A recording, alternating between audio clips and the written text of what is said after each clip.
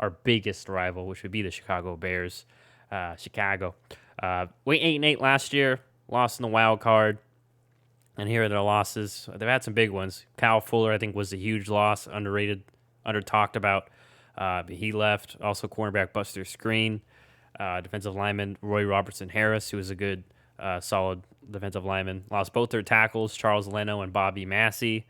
And then also, not that big of a loss to some Bears fans or people in general, but Mitch Trubisky also gone from Chicago as well. In terms of additions, brought in cornerback Desmond Trufant, tackle Jason Peters, which I think shows how desperate they are at the offensive tackle position because I think Jason was ready to retire again. Grabbed quarterback Andy Dalton from your Cowboys, said he was going to be QB1, but then at number 11 in the draft this year, first round, traded up, grabbed Justin Fields, and then in second round, grabbed Tevin Jenkins, who actually I believe is going to be out for most of the season, had a back issue come up, which is a whole different thing that we're not even going to get into. But hopefully for him, he gets better, gets back next year. But yeah, I'm going to throw it to you again, John. How do you feel about the Bears offseason? And I think we're both going to have the same answer. But do you think they should go Justin Fields or Andy Dalton week 1 against the Rams? All right. So first off, I mean, Andy Dalton, I think they signed him because they didn't think they were going to be able to get a quarterback like Justin Fields in the draft. I think if they knew they could, they would not have signed Andy Dalton.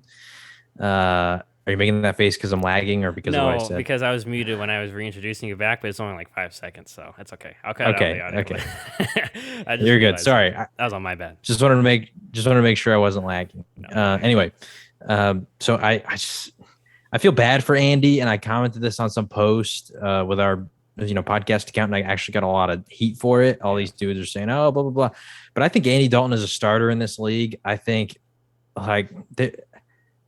you put him against Jared Goff. I mean, if you take age out of the equation, I'm taking Andy Dalton. I agree. You put him against, I don't know. I'm trying to think of other starting quarterbacks who suck. Jalen Hurts, like realistically, if you take age out of the equation right now, I'd probably take Andy Dalton. Now, Jalen Hurts probably has the potential to improve, but I've also seen Jalen Hurts all in college, and I got to be honest, I'm not sure that I don't think he's going to turn to a franchise quarterback. I agree. Sorry, one more name too. Ryan Fitzpatrick. Like I'm sure Washington, as much as they like Ryan Fitzpatrick, they would probably prefer Andy Dalton if they could. I would think. Yeah, I would put Andy Dalton there, and some people might disagree with me, but I'm taking him over Daniel Jones. Last year, Daniel Jones was not good. Like, I know that Giants fans are going to say, well, he got better. No, he didn't. His first year, he threw like 20-something touchdowns, and last year he threw 10. He got worse. So, yeah, I think that Andy Dalton is a starter in this league. I think he can start for 3 of the 4 NFC East teams. I think he can start for the Lions. There might be a few other in there that I'm just not thinking of who the quarterback is.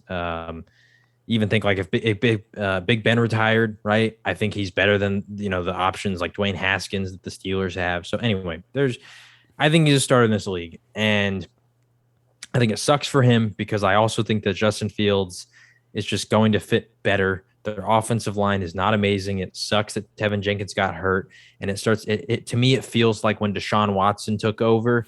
I'm not as confident in Field as I was with Watson, and I don't think that Andy Dalton is even anywhere close to how bad Tom Savage was.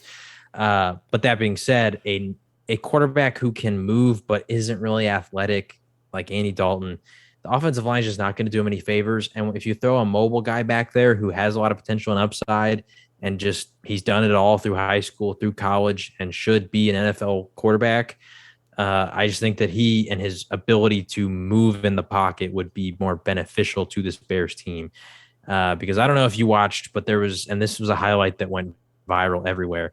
But it was the Rams Bears last year, and Jalen Ramsey got absolutely toasted by Darnell Mooney on this one stutter step route. It was going to be an 80-yard touchdown, but Nick Foles got destroyed the moment that the ball hit his hands, and he threw it, but it was just so off target because he was getting hit. Like he couldn't even see where he was throwing.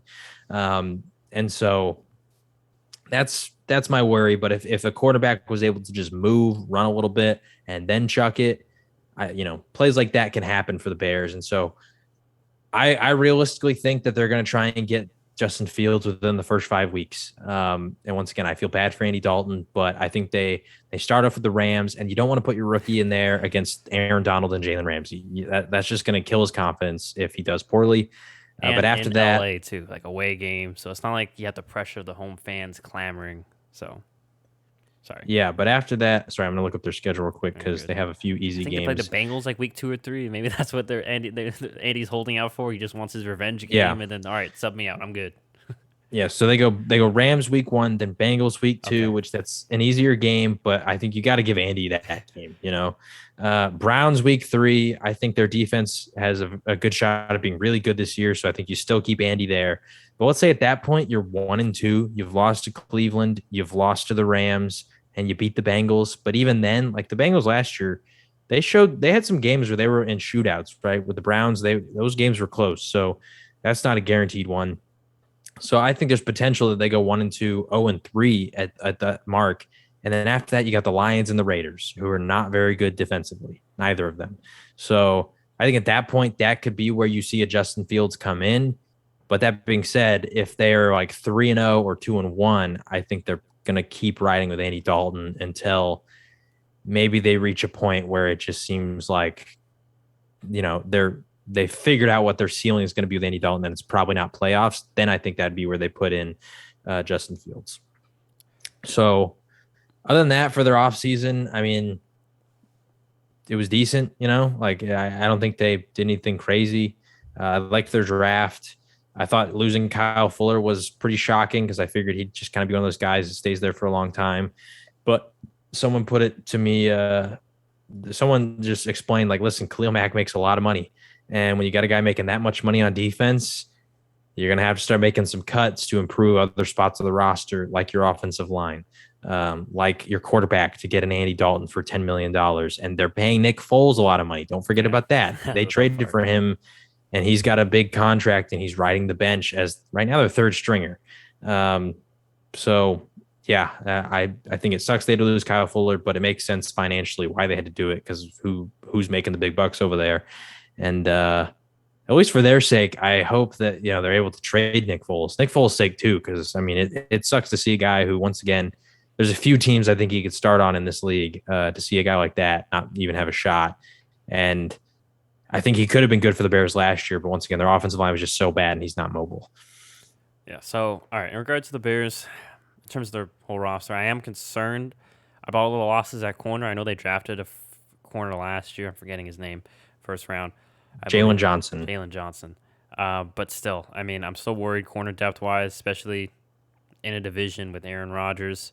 And I know everyone likes to crap on him, Kirk Cousins, but both teams have Devontae Adams, Adam Thielen, and Justin Jefferson on the other side.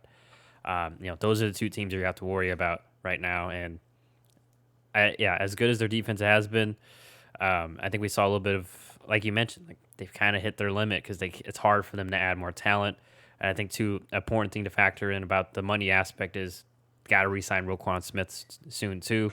So I think, and they have the decision to make pretty soon with David Montgomery, who's had a good solid year last year. So I think same thing with Tariq Cohen, who's coming out. Allen Robinson is on the Allen, franchise tag. Yeah, and Allen Robinson. I mean, gosh, I don't even know what's going to happen there. I think that's an underrated story too. Like, I guess he's going to play, but you remember he very publicly wanted out. So just a name to keep an eye on, like around the trade deadline, especially if I think we both wouldn't be shocked if they're like 4-4, 3-5 out of the playoff picture. Wouldn't be shocked if that happens along with the Nick Foles trade. But in terms of the quarterbacks, Which, real quick, just before you go, I think that's another reason why Justin Fields might start earlier is because I think he'd be more likely to stay if Fields like balls out. Yeah. But anyway.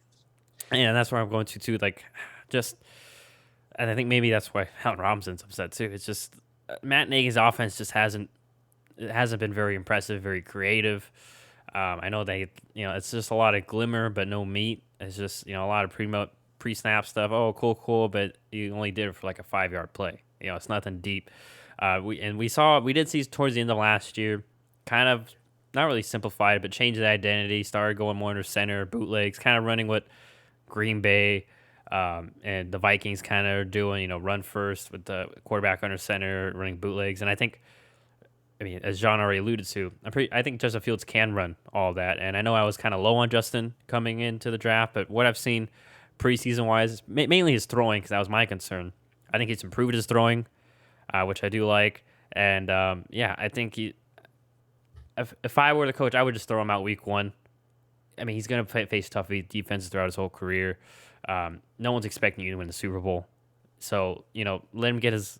I mean, obviously, hopefully he doesn't get hit like he did the other night by Aaron Donald. But let him get his licks in. Let him make his mistakes. Let him learn. Just get as much learning as he can.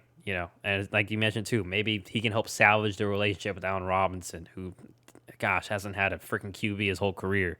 Yeah, I like John. I would go Justin Fields for those reasons. No offense to Andy. And once again, I'm not surprised. I'm a little surprised. Maybe it's the price tag, like John mentioned, $10 million for probably 1 year. Surprised they aren't trying to chop him to a Dallas or some of these other teams that might need a quarterback. But who knows? Like we said, maybe if they do go Justin, that's their plan too. Is hey, we'll trade Andy at the deadline, especially if we can't trade Nick Foles, who no one wants that contract probably. So they may be stuck with him, unfortunately, and he may be stuck with them. But yeah, that and the offensive line, corner and offensive line is a big worry for me. So I don't expect him to go very far. But maybe with Justin, they can be a little more competitive and such. So